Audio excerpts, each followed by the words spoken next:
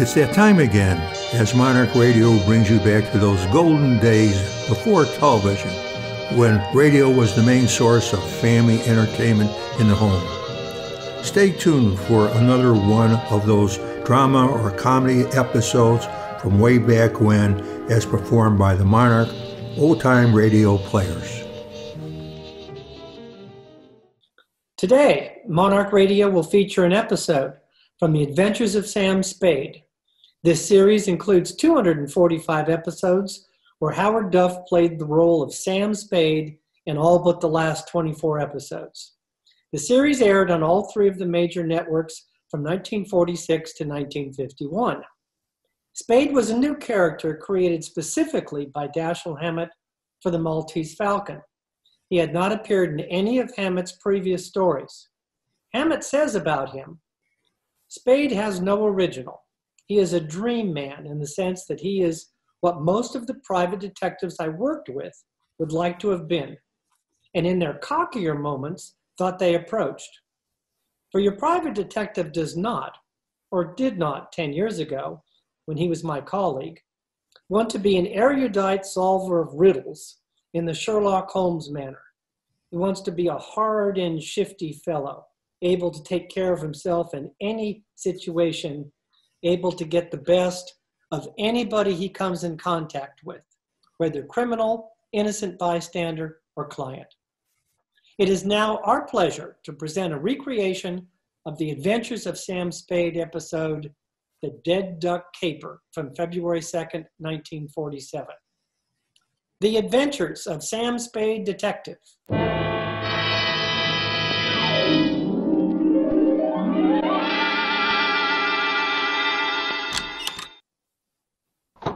Effie! Effie! Effie! I waited. Say what you have to say and I'll go. You've been through a tough time, sweetheart. Well, you didn't make it any easier. Do you think it was a cakewalk for me? You think my nerves are made of rubber? You have no nerves. You're just a cold, callous Oh, shut up. detective. You're going to listen to me and you're going to sit still, not talk. When I'm finished, you can say good night or goodbye. But first, you're going to listen to me. You remember how it started yesterday evening when you told me it was your mother's birthday. You were given a party, you said, and you wanted me to come. I tried to beg off because I'm not a social butterfly, but Mom would be hurt, you said. And so the next thing I knew, there I was at your house, surrounded by 24 strangers, 10 gallons of lemonade, and your mother. Oh, I've been waiting to talk with you, Mr. Spade, about Effie. I can't think of a nicer subject, Mrs. Perrine. Effie is just so devoted to you, Mr. Spade. I'm very devoted to Effie too, Mrs. Perrine. What I mean is...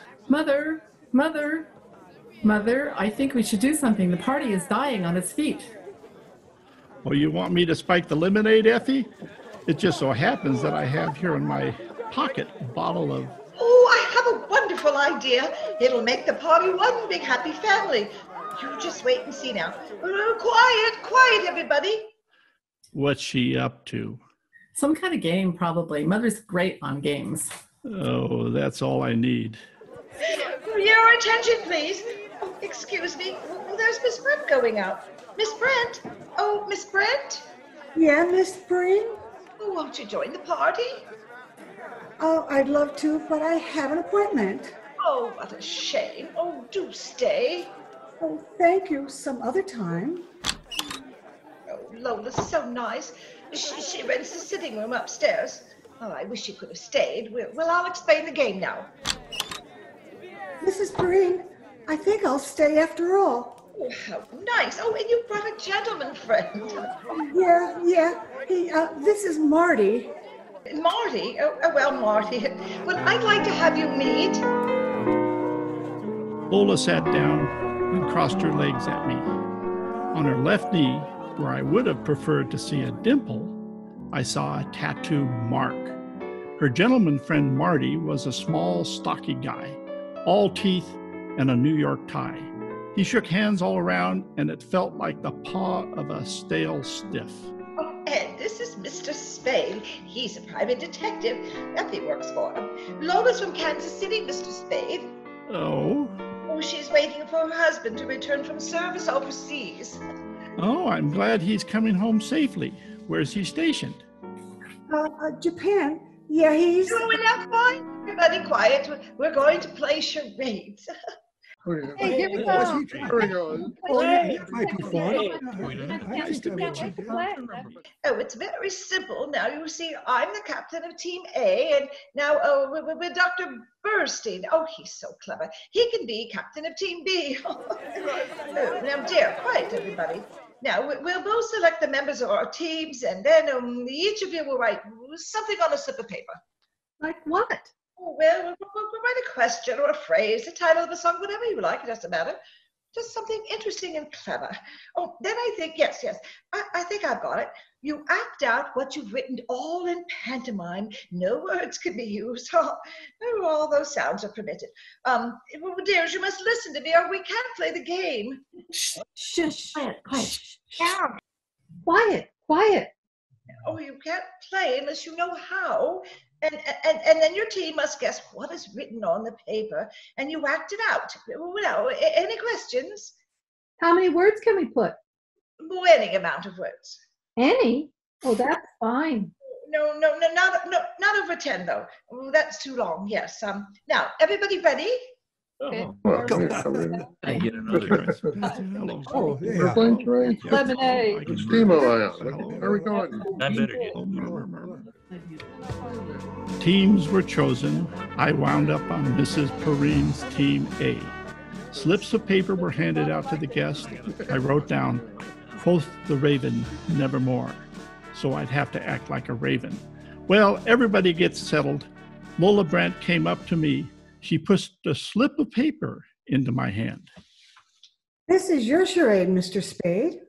Yeah, but I've got one. Oh, isn't this fun? Please don't lose the charade I gave you. And with that, she lost herself in the crowd. I pushed the paper she handed me into my pocket without looking at it. Her gentleman friend, Marty, the little character with the New York tie, was out in the center of the floor acting his charade. Quack, quack, quack, quack. He flapped his arms up and down, quacked twice, and rolled over on his back. Nobody got it, so he did it again. That's not good. Oh, now, wait a minute. Quack, quack, quack, quack. Wait a minute now. A pigeon? Duck. Dead duck. Dead duck. That's it. Dead duck. Team A scores a win there. Let's go on, please. Mr. Dead Duck, we guessed you, so will you please get up now? We'll go on to the... Oh! Sam, he's dead. And he certainly was, a deader duck I've never seen. I bent to him and his lips were turning blue. Somebody had spiked his last drink with a jigger of poison. 1 hour later, Dundee and the homicide boys, including the medic, had taken the stiff downtown. No one could identify him. Lola Brent had brought him to the party, but she'd taken a powder. You and Mom were kind of shaky, so I decided to spend the night on the sofa in the living room. Only used up about 3 hours of it when I heard the front door open. I figured it was Lola. I got to my feet, crossed to the hall, and found myself staring into the biggest 45 I ever saw. Where's the duck? Who? He wants to know who, Poby. Look, we don't want no trouble. You're protecting this juke, okay? All we want is the duck. Try Walt Disney. Ugh! I should have known he had no sense of humor. The butt of the gun caught me right behind the left ear. That's where it usually catches me. I don't know how much more sleep I packed away until I felt you shaking me. Sam! What, Effie? Sam, they took Mom. Those gunmen, they took Mom. What happened? They came into our bedroom. Yeah? and they hit me. What? Right here. Yeah? And they grabbed Mama. They wanted the duck. Huh? Sam, what were they saying? They took Mom out with them. I'll call the police. Effie, no. But they've got Mom. Oh, for heaven's sake, Sam, they took my mother with them. No, we can't call the police, Effie, not yet. They want something. They want the duck. They think Mom has it. She's safe for a while, but if we call the police, she's... Oh, Sam, what shall we do? What shall we do? Keep your fingers crossed and play the rest of the caper by ear.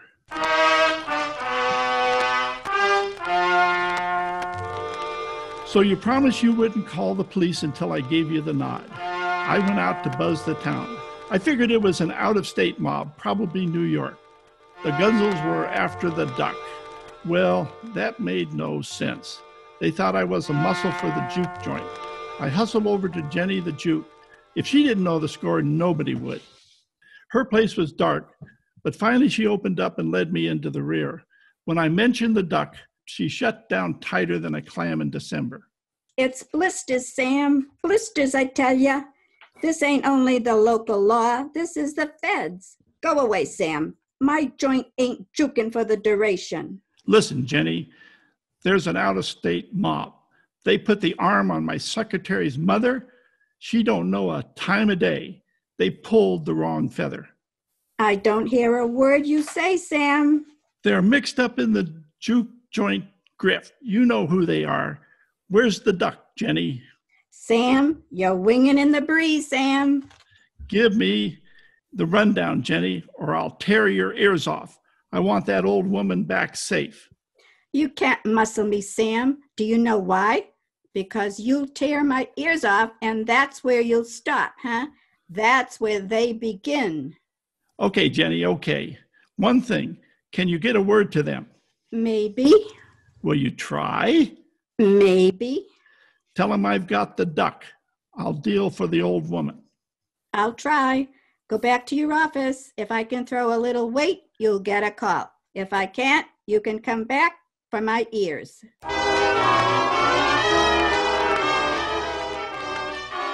And when I got back to the office, I had you on my mind, and that was no rest cure. But I just can't sit here. Do something. Well, I've got to sit and wait. Maybe they're killing her. Maybe, oh, Sam, please call the police. No, you got to sweat it out. I can't go on like this. Mr. Spade, is it? Who sent you? Jenny the Juke. What's your name? I'm Dennis O'Rourke. I'm here to talk about the duck. Good enough. Come into my office. Elfie, you wait out here. But Sam. You wait out here, I said. Sit down. Thank you kindly. I'm a lawyer, Mr. Spade. I'm here to represent my client. What's his name? John Doe. Jane Doe's bigger brother, huh? My client has been led to believe that you are prepared to produce the duck. Is that correct? More or less. What's it worth to your client? My client is willing to trade the old woman for the duck. You can go back and tell your client I'm a big boy now. I don't understand, Mr. Spade. This town is loaded with old women. All I have to do is walk up and down Market Street, but there's only one duck. There must be a misunderstanding. Then let me put it to you straight. I've got the duck. Where? Oh, don't be cute. Your client wants the duck, okay, for 50 G's. $50,000, is it? Yeah, things are high all over. Yeah, but the old woman, this Mrs. Perrine, aren't you interested in? Now listen, you can do whatever you like about the old woman. So you got the old woman. Get rid of her however you want. What's your Taurus? What's important is that you want the duck. I got 50 grand. Do we play? Well, now wait. Effie, I thought we had an audience the other side of the door. Sam, what were you? Shut up! Save it, Effie. This is business. Easiest money of the season. Well, if you're ready to talk business, we'll go and talk to my client, Mr. Spade, now. Then let's go. Sam, what I heard you say, you didn't mean it. Oh, Sam. You've known me a long time, Effie, but maybe you don't know me. The car that drove us down the peninsula was brand new. I could tell by the way the upholstery smelled and the careful way the driver handled it.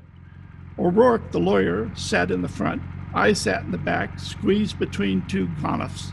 The gun muzzles stuck into my ribs told me all I needed to know about them. The rest of it had to guess at. Time is hard to judge when you're blindfolded, but there's only one main road out of San Francisco by land, and I know the towns and stops along it fairly well. About 20 miles out of the city, the car turned off the main highway onto a gravel road. 5 minutes later, the blindfold came off, but the fog was so thick I couldn't see much. The gonifs pushed me ahead of them into the shack that looked like a summer vacation cottage with a sign over the door that said, Bidawee. A shallow, mean-looking little man with a heavy scarred face met us at the door. On his right arm, just above the wrist, was tattooed a small picture of a mallard duck. He glared at me and then at O'Rourke. How come? I told you don't come back without her. Heaven be my witness, Ducky. I did my utmost. Huh? It seems, Ducky, that Mr. Spade is interested in money. What money? Did you tell him we got the old lady? I did, sir. I'm afraid we've misjudged Mr. Spade. In short, Ducky, Mr. Spade is not in the least altruistic. What does he want? You better tell him, Mr. Spade. 50,000 now. Another 50 G's when I deliver the duck. 100 G's is a lot of cash. You can afford it. Bugsy, bring in the old lady. Okay. In here, sister. No, I do wish you'd explain to Mr. Morton. Oh, Sam, well, it's high time. Do you know these men? This is a cute trick, Ducky, but it's going to cost you. The lady spoke to you, Spade. I told you it's going to cost you letting her see me here. The longer she stands here staring at me, the more it's going to cost you. Oh, Sam, what is it? If I've done anything to make you angry... Get her out of here. Mr. Morton said you were going to call for me, Sam. I don't understand. I don't understand. There now, Mother. Come along. Don't worry about a thing. I want to go home. Well, of course, dear. I really want to go home. You ought to be ashamed of yourself, Spade. You've broken that old lady's heart. Stop drooling. Watch your talk, Sonny. I ain't any sweet old lady. I don't have words when I talk to you, Ducky. You won't do anything to me because I got something you need. Okay, 100 G's, paid the way you said. Price has gone up. Huh? Kidnapping's a federal rap. I'm not taking any part of it. She don't know she was snatched. We told her we were from the DA's office, keeping her on ice as a witness. She'll find out different. I don't plan on settling down here. Oh, that's fine, but I have to go on living in this town. With that old hen alive and clucking, it won't be easy. You mean you want we should knock off that sweet old lady? You're a little slow, Ducky, but you'll get there. Well, I've met some lousy low-down heels in my day, but you're the lousiest, lowest... Ow! Go on. I can take more of it at these prices. We ain't doing your dirty laundry, see? Then it's no dice. My price is $100,000. And what if I say no? Then I turn over the duck to the federal boys. In that case, I don't care if the old lady stays alive or not, because I'll be playing their game. Either you're in or you're out. Think it over, Morton. When you decide, you know where to reach me. Yeah, we'll know where to reach you. They drove me back to the town blindfolded. When they let me out of the car, all I could see without the blindfold was the corner of Post and Kearney. When a streetcar came along, I tossed a coin, whether to get in it or lie down on the tracks and let it run over me. Came up heads. So I tossed it again and got on instead. I fished in my pocket for a slug and came up with the folded slip of paper. It was the one Lola had handed me at Mrs. Perrine's birthday party when they were passing out the parts for the screwy charade game.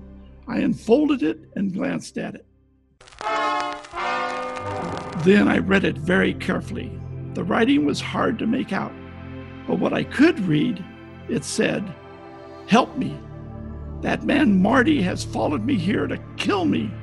If I get out of here alive, Maxie's Arcade. I have $100. I got off at Columbus and walked up to the International Settlement where Maxie's Arcade does business. It's what they used to call the penny arcade before inflation set in. I dropped a nickel in a fortune-telling machine.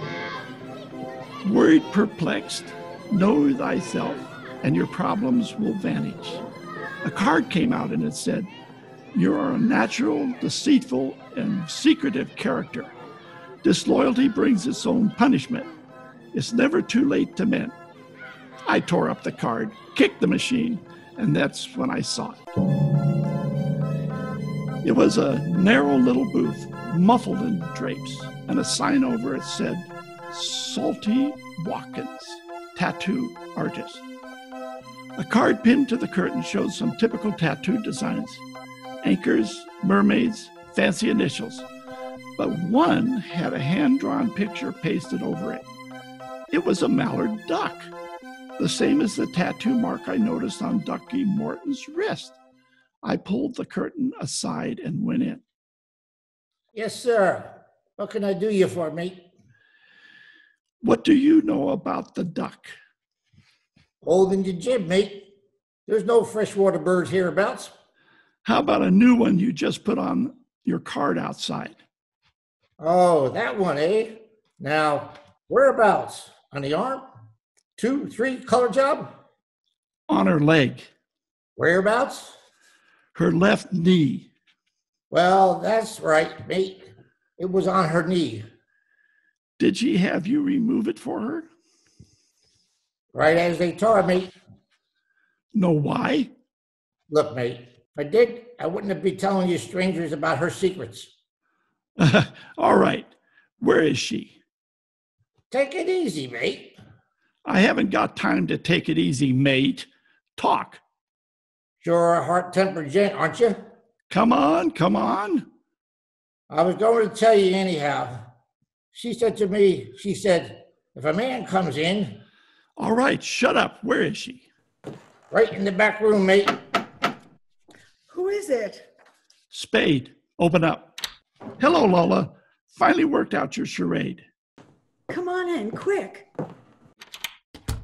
Were you followed here? I wouldn't have come if I had been. How much do you know? They want you $100,000 worth. You tell me why. You've seen Ducky Morton? Yeah? Did he tell you? I want to hear it from you. Don't believe anything he says. More than a year and he didn't even give me the time of day. He says he wants me back that way. He's a liar. How does he want you back? With rigor mortis, he wants me back. I'm taking an awful chance opening up to you like this. Let him catch me. They'd only kill me humane. You was to let the DA people get at me. Ducky's mob will lay for me then, if it took them even years. Ah, gee, you don't know, Sam. They torture girls. What that mob will do to me if I had to testify against them. Okay, I'll take your word for it. Who are these DA people you're talking about? You never heard of Ducky Morton before? I heard his name. I thought he was knocked over when they had a big racket bust in New York years ago. Yeah, I guess a lot of people thought that. It wasn't healthy to mention Ducky's name. What was the racket? Juke joints, giving Mickeys to servicemen, rolling them. That's why the feds are helping the DA's office. They arrested hundreds of girls and held them as material witnesses. Only they wanted me most of all. I'd worked the joints, you see, and then I was Ducky's girlfriend during the duration. I think you'd only be too happy to tell what you know about him in court. Oh, gee, I did, but you don't know. The DA's office says they'll give a girl protection, but how can they? What are you doing in San Francisco? Running away. Had my ticket on a boat. I was going to Honolulu, but they was watching the boats. So then I found this room out in Oakland. Mrs. Perrine was real nice to me. I never thought they'd find me there. And then Marty showed up. Honest, it was just a Mickey I'd put in his drink, just like we used in the joints. I never knew I'd kill him. Oh. You're a brave kid, Lola. Now look, Ducky offered me $100,000 to deliver you. Oh. Would you take a chance on me fighting it out with him for half that? Oh, for $50,000? Brother, where are we meeting him? O'Rourke's car was parked outside my apartment building where I had a hunch it would be. The two Gonoffs picked us up at the door, unloaded my hardware, and marched us up the stairs. Ducky opened the door of my apartment and waved us inside. Oh, listen, Ducky, listen. Honey, you've got it all wrong, see? Keep the plant outside, you two. Ducky, listen to me. Sit down. You too, Lola. Ducky, I swear I never said a word. I never talk. Ducky, even if they chopped my head off. We'll take up your suggestion later. I got a conference on with Mr. Spade here. Bring the money? Don't crowd me. There's that other matter, the old lady. How about the old lady? I keep my word, Spade. You delivered the duck, okay? The way Jenny gave it out to O'Rourke was the old lady for the duck. But you ain't got no ethics. You see, you figured me wrong.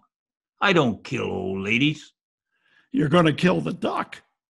I ain't no old lady. No, you ain't. And you ain't gonna get any older.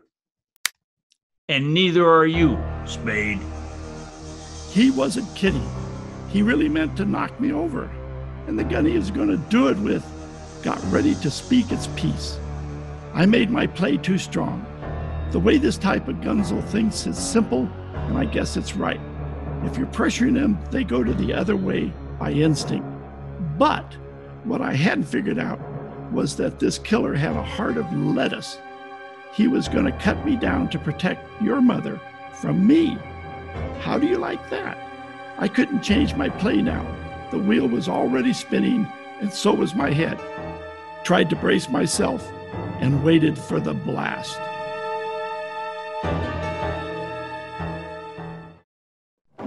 Every little moment. Oh dear, I dropped the tray. Mrs. Perrine, what are you doing here? Well, I was just making some coffee for the boys. Oh dear, I've broken your cups.